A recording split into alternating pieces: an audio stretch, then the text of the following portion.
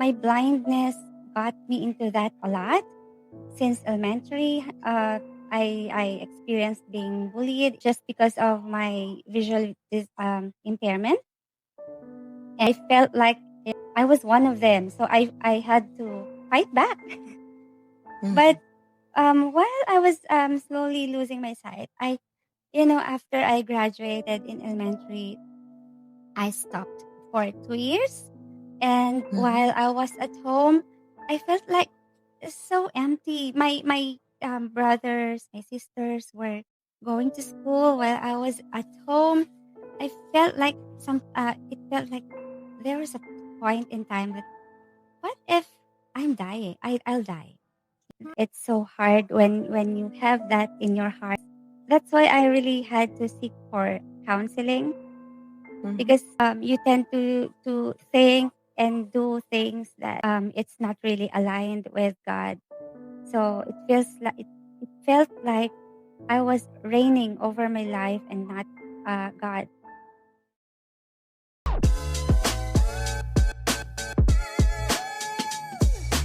What would you do if overnight the way you experience the world changed completely? Would you keep moving forward? Would you still chase your dreams? Would you trust that there was purpose on the other side of the challenge?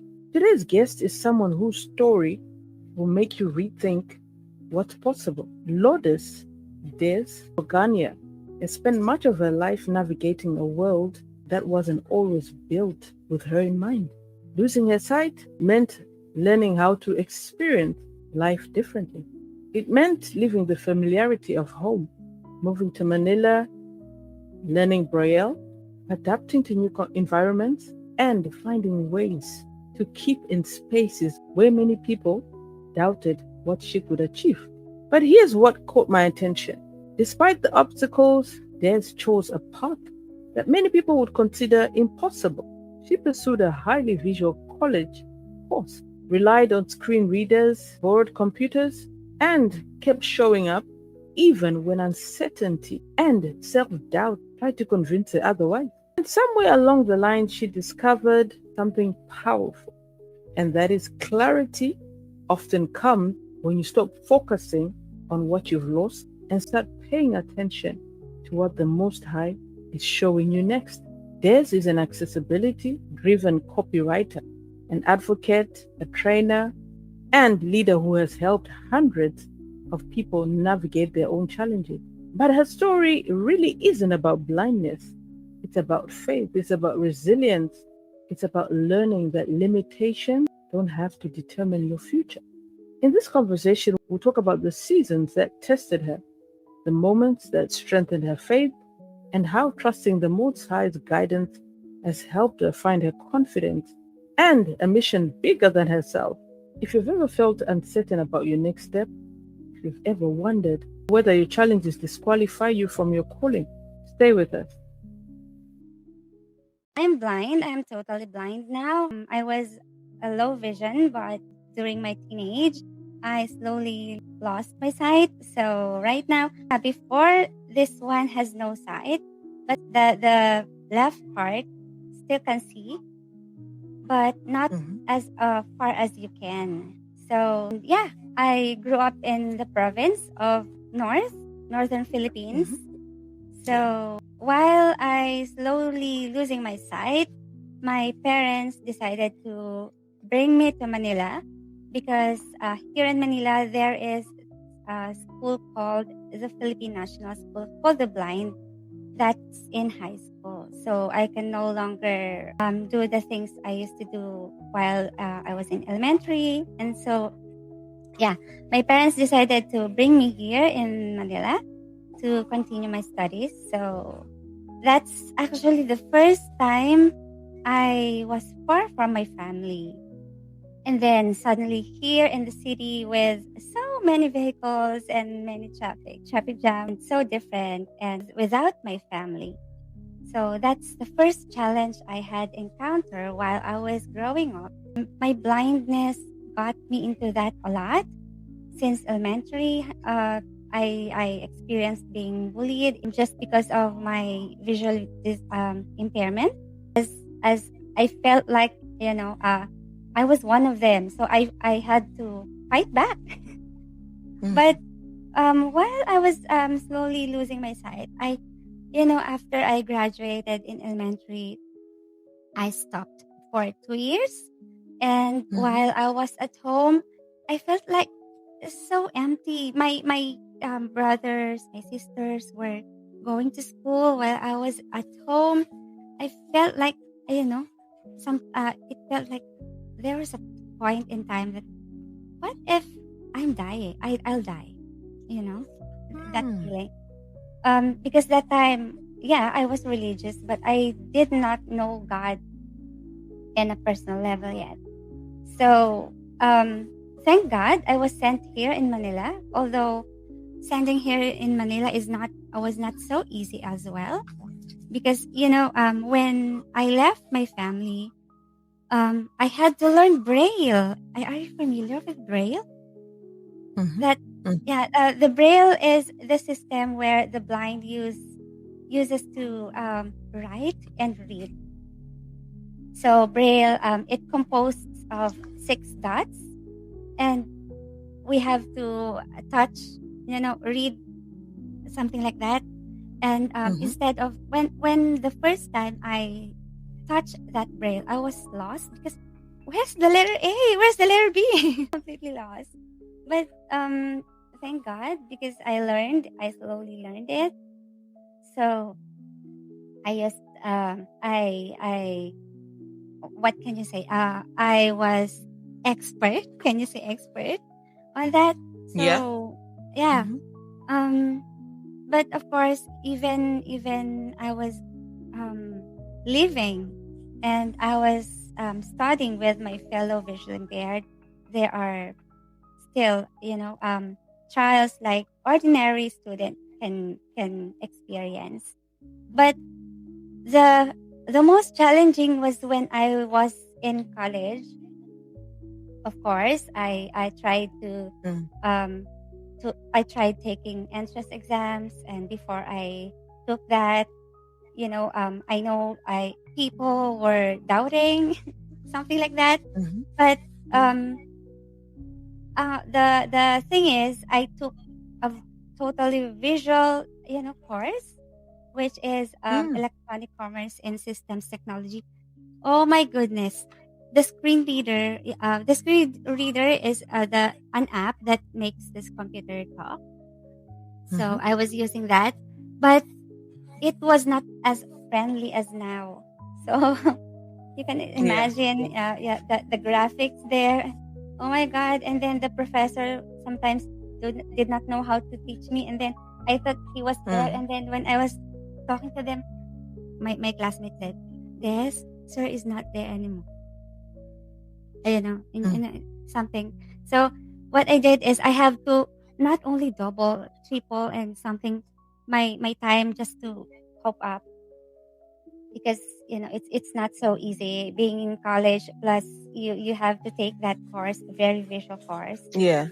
Mhm. So I really have to. And that time I had no computer. I was volunteering in an organization as a laboratory assistant just to use their computer too. So yeah. Okay. All right. Okay. So can you just give us a picture of from the time that you completely lost your sight? How has life been? Because I'm sure you've had to do a lot of adjustments, and now I'm sure the majority of the part you're fully adjusted to the things that you Mm-hmm. have to do. But Mm-hmm. just take us back to that time when you were lost your sight completely. Uh-huh. What was that time for you like on a day-to-day basis? How did life look like on a day-to-day basis? Because now you've completely lost your sight. Mm-hmm. So how did you have to navigate now on a Okay. day-to-day basis? Well, during that time, thank God, because I was slowly losing my sight. So um, Mm. slowly I was adjusting. Although I admit there is a part where I was still, in denial Yeah. because Actually, up to now, sometimes it feels like I'm seeing a white on my left eye. Mm. So Mm. there's like, in denial part, but slowly, since, when I was with my fellow visually impaired, and Mhm. I witnessed how they cope up, and you can just inspired, something like that. Yeah. And when I was in college, I was the only blind in our class. uh well, it's not so easy. Thank God, someone used to help me out, like, going to school, uh something like that. And but the thing is, I think for my parents, that is not sink in yet until now, especially to my mother. Sometimes Oh. she said, Oh. "Oh, look at this, can you see this?" Yeah. Yeah. And then my father said, "No, she can no longer see." And then my mother forgets again. Oh, So bless yeah, them. Bless them. How many years ago did you eventually lose your sight? more than 20 years. More than 20 years. Yeah. Right. 20 years. 20 Mm-hmm. years. If you can just give us a brief on how you've had to learn to carry what you were going through, because I want to believe that there was a shift within you when you lost your Yes. sight. The fact that you had to adjust to something new, Mm, that must have come with a lot of difficulties. So I yeah. just want to know, how did you learn to carry what you were going through, especially when others may not have seen what you were going through? I had no choice. I had no Mm. choice, but Yeah. I was lost. When I was a child, I wanted to be a doctor. Hmm. And then while I slowly losing my sight, it I've I've been thinking to be a nun, to take a psychology course, to take this, to take that. And then finally I took my course. I didn't really know what will happen, but I just went through the you know I went just through um to the how can you say that, day by day.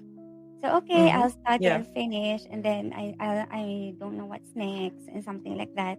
Okay, I'm Hmm. done. I will apply this. I will enroll this, and I will enroll that. Shortcut courses. This one. So I was lost Hmm. until um I finally got a job, permanent job. So that's the time I started to really see that, not really clarity yet, but Hmm. at least I have vision. I started to have vision. And then that was Right. 1995. And then that same year, I got to know God. So that Right. added to my, perseverance. One Mm. thing that made me challenged was, a lot of people did not believe in me. Actually, Hmm. one of my relatives told me when Yeah. I was still teaching, and then I Yeah. was visiting him.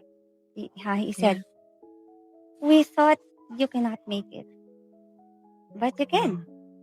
And then I said, "No, Hmm. because of my parents believed in me. Because that person who told me, it's a close relative. He is Wow. a close relative. Hmm. They it's a bit personal, but Yeah. they did Yeah. not Listen. see us fairly, you know. Yeah. Yeah. So that's what I told them. It's because my family believed in me. So yeah, he's gone now. That time, it's true. My motivation was my family and the discrimination I had experienced. So yeah, um, that's one of it. And then, but while I was working, and then I was thinking like, I wanted to share my life with my fellow visually impaired because I worked in a non-profit organization. I was a trainer back then, computer trainer. So I was teaching them how to use computers. So that was my vision at that time. But I've gone through a lot, and then to the point that I lost my job. I lost many people who are close to me. So that's the turning Mm. point. Then I asked one of my church mates to refer me into a counselor. Yeah. Now it feels like I needed that one, but he referred me to the church where I am right now. So Hmm. yeah, I think I believe that's the turning point because you know it when you've gone through a lot of things, when a lot of people hurt you, forgiveness is so hard to give, right? Yeah. Yeah. So when I was transferred here in my current church, um, people really helped me to realize how to forgive Hmm. people. Yeah. Um, but the thing is, I've already forgiven people. I know God forgave me also. But the thing is, how to forgive myself. Hmm. So, so of course, when people do something, you tend to do something to, uh, Yeah. to prove them they're wrong or not really retaliate, but you can Mm. do such actions that um is not are not aligned to God with God's teaching. So Yeah. yeah, Right. that's the thing. Last part is how to forgive myself. So Hmm. God was dealing with it. I think Yeah. many months, many months before I finally learned to forgive myself, and then um, I decided to really accept God purely, fully. So I really gave my life, and as John 3:3 said, Hmm. anyone who um, anyone who is born from above will be entering the kingdom of God. So that's what I did with my personal relationship with God. So yeah, um, many things happened. I changed jobs, Yeah. but Hmm. uh, I did not change my faith, of course, until now. Yeah. Yeah. So yeah. Wow. You mentioned something, Des, Mhm. which made me wonder what exactly made you say that. You mentioned that I needed to forgive myself. Mhm. What exactly did you have to forgive yourself for? What were you holding against yourself that you felt that I need to forgive myself in this particular area? Yeah. That time, like I said, I lost my job, and those people who were close to me, of course, I had that grudge. It's so hard when you have that in your heart. It's Mm. really it's That's why I really had to seek for counseling Hmm. because you tend to think and do things that uh it's it's not really aligned with God. So it felt like I was reigning over my life and not God. So I did so many things that not only hurt myself but God. Mm. So that's the least thing that I did to forgive myself because especially when I Right. realized that I was, I said I accepted God, but I realized I was a carnal Christian.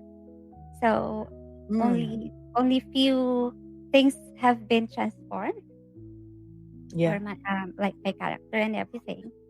So where I come to that point that I realized how sinful I was, and Mm. I realized I can no longer um undo those things. So that's, I felt like the guilt, which is, I know the guilt is not from God. Wow. So that's why it's Absolutely. really struggle for me to forgive myself. Absolutely. The guilt Mm, is not from the Most High. And yeah. I like the fact that this, what you're saying, really speaks of taking accountability Mm, and not pointing the fingers. You stop pointing the fingers at everyone else, even yeah. though you were carrying hurt, you'd lost your job, and people had disappointed you. Some people had walked away out of your life, but you took some form of accountability to say, you know what, I Mm, need to also forgive myself. There are certain things that I've done yeah.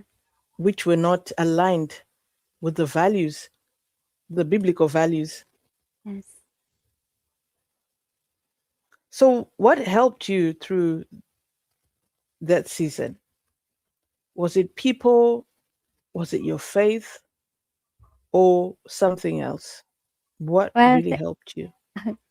thankfully, my family was so supportive, and then Mm-hmm. my spiritual family helped me a lot, because when that time, especially when I was new in our congregation, they did not treat me as, oh, you're blind. No, they treated me Yeah. like I'm one of them. Mm. So whenever they go for a ministry, evangelism, and all that, I was with them. So and then I was really part of the family. So and then I saw how they serve God, and I was inspired. So Mm-hmm. you're like, okay, it's really great to serve God. Really serve, not just Sunday attendee. You really Mm-hmm. had, it's Mm-hmm. really great to commit, because God said, go and make disciples in all nations. Yeah. So Yeah. That's it. my disability is not hindrance. Now, if those Mm. family, That's spiritual it. family, did not see that, why could I, right? So yeah, and then I until now, I changed Mm-hmm. jobs, I changed, I've met a lot of people, but um serving God is really my priority right now. Serving God, serving the Most High is Mm-hmm. really a priority right now. I absolutely love that. And I am so inspired. And I'm sure a lot of people that are going to be watching this are going to be inspired by the stand that you took. You did not take the stand of being a victim. Yeah. I mean, you just took it as it is. You are like any normal human being. You are just normal like anybody else. Mm-hmm. And I like that you did not see your visual impairment as a block. That did not hinder you, that did not stop you from doing your calling, from doing what the Most High has called you to do. And I absolutely love it. It's just a reminder to myself and anybody else listening that there is absolutely nothing that should stop you from doing what you've been called to do. Mm-hmm. So looking back now, okay, go on, Mm. go on. Yeah, you know what? I felt like I was unfair to God, because, okay, when I started accepting Him, but I was still a carnal. I was doing well. My career brought me to different places within and outside the Philippines, but I was not Mhm. serving Him. You know. But Mm, when I started serving Him, I I yeah. I just stayed in the Philippines. I just went once abroad. But Hmm. when especially when I'm looking at Facebook, and then Hmm. I'm seeing those awards, those things that I had before, I was like, oh, I wow.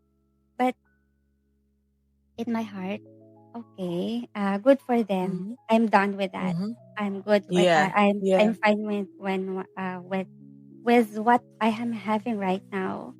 So no awards, no travels like going in and out of the Philippines. No, Mm-hmm. um, but that satisfaction, when you have that Yeah. satisfaction, it's okay. I'm done with that. It's yours, but it's Mm. better if you have that. Plus, you have God with you.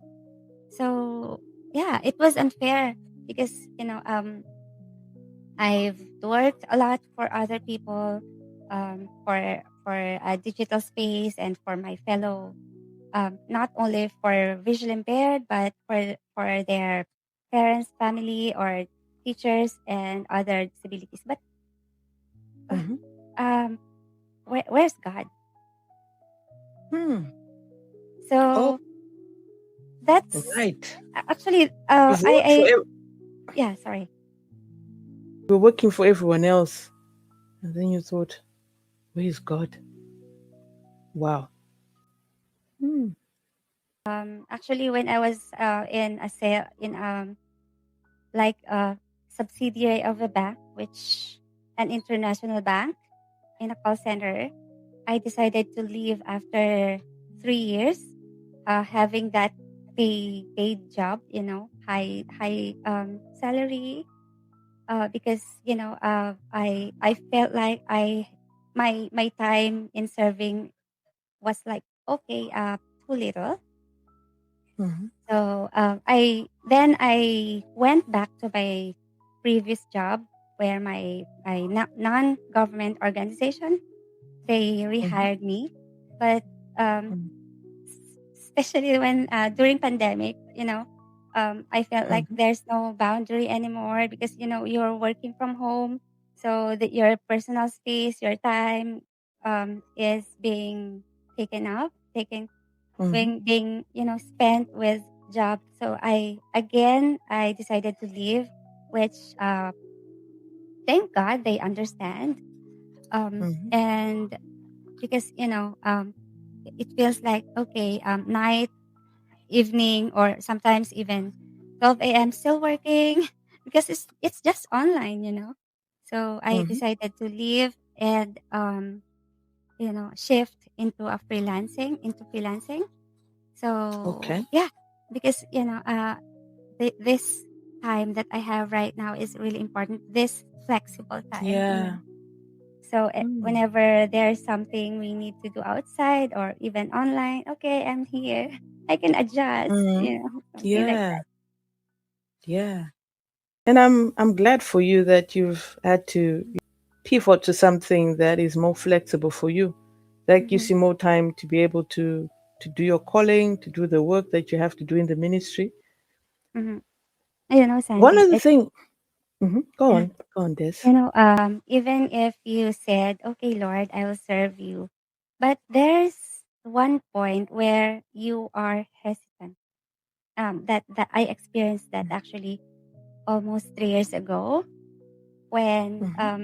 I was informed that they were praying for me to be a shepherd for Right. I was a candidate for an ordination, and then Hmm. I was bargaining to God, Lord, I can serve, but not this one, please. And then one day, that same day of my ordination, I think I was bargaining for 2 months, almost 2 months. And then Hmm. that same day after my ordination, I was still bargaining to God. Look, my Hmm. ordination was like 1 p.m. But at 10 Hmm. p.m. I was still 10 a.m. I was still bargaining. And Hmm. then oh my God, no, I forgot the verse, but God told me through that verse that it's for Him to call me, but it's for me to say yes.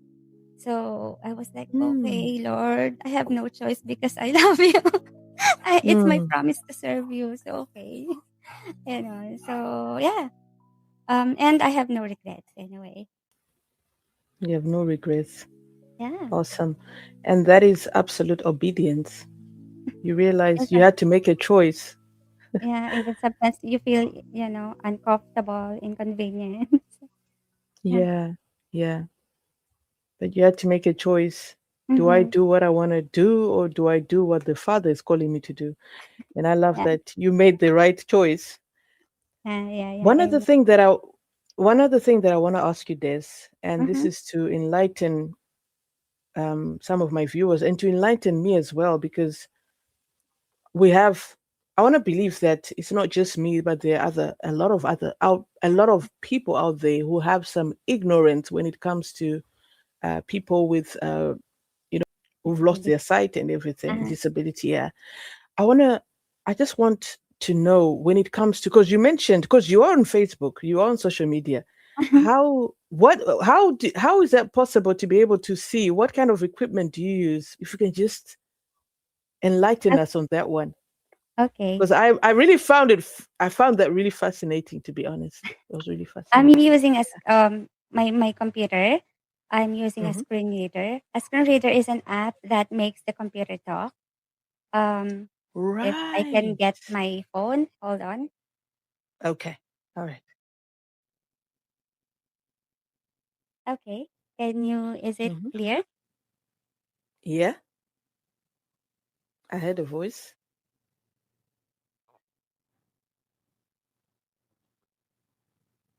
Can you hear?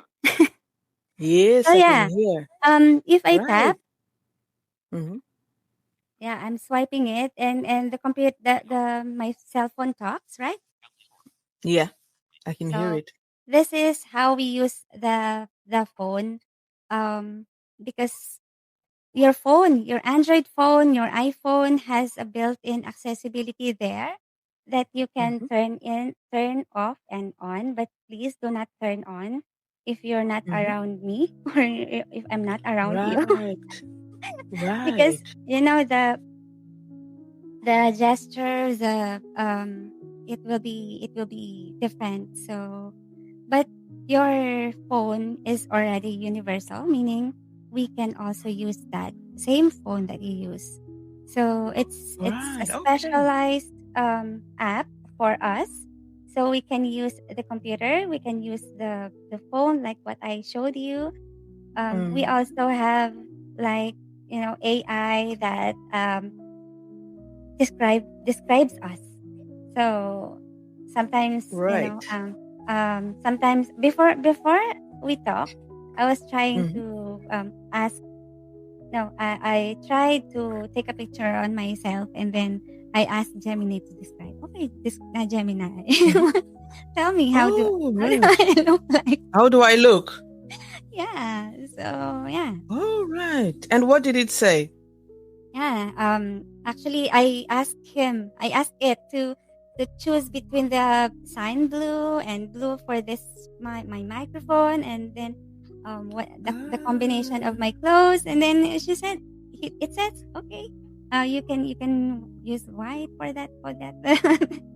So right. I have Okay. now a consultant online. Right. Yeah. Okay. So That's interesting.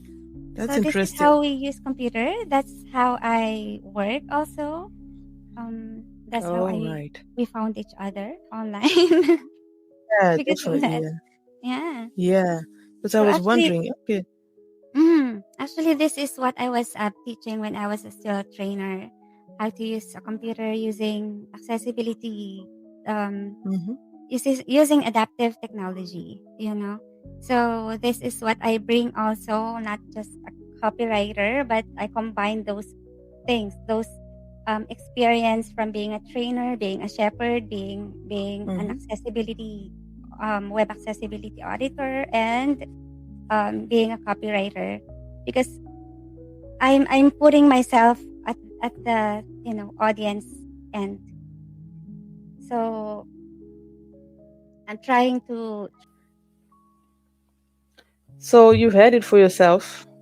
Des is saying your emotions, your feelings, they're valid, but they're temporary. So if you can just take note of that particular statement, they are valid, but they are temporary.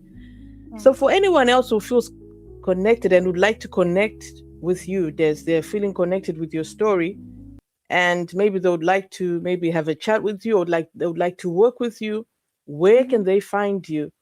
And if you can tell us more about the work that you are currently doing. Um, I have a Facebook account, Des Borgonia. So, and also in LinkedIn, I also have an account there. You can just look for me, look for my face. Mhm. I'm not hiding it anyway. So, yeah, I can help you if you are a life coaches or course creator, story driven entrepreneur. Let's work together. I can help you because, I am a life student of life. So I have also experienced being course creator, and I love doing um, stories, like post with stories and everything. So I can help you with, plus with my accessibility experience. We can work together. And if you also want to have a Bible study, go. Let's go for it. Mm. I'll be happy for Mm. that. So yeah.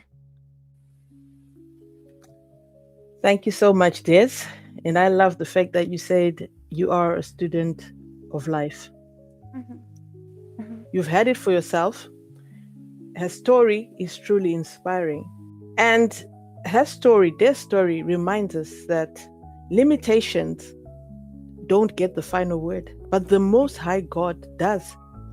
Exactly. When we take the time to pause, the time to pray, the time to pay attention, that's when understanding begins to replace fear and confidence starts to grow, one faithful step at a time. And her journey, her story reflects beautifully Jeremiah 29, verse 11, which says, For I know the plans that I have for you, plans to give you hope, plans to prosper you, and not to harm you. And this is clearly and truly reflected in her story. And that is the Most High God's plans are always filled with hope, even when we can't see the full picture. So I just want to leave you with this. If you are in a season of uncertainty, let this be your encouragement today. Trust in the Most High. Keep moving forward and allow Him to turn every challenge into purpose. So if you've enjoyed this conversation, be sure to like this video, share it with a friend who needs to hear this. And don't forget to subscribe to this channel so you do not miss out on any of the upcoming conversations that we will be having on this platform. And if you'd like to support this platform so that these videos reach as many women and many men as possible, check the link in the comment section where you can support this podcast. For now, thank you for listening. Thank you for watching right to the end. We are checking out. And for now, we are saying bye bye. We'll see you in Bye. the next conversation. Bye. Bye.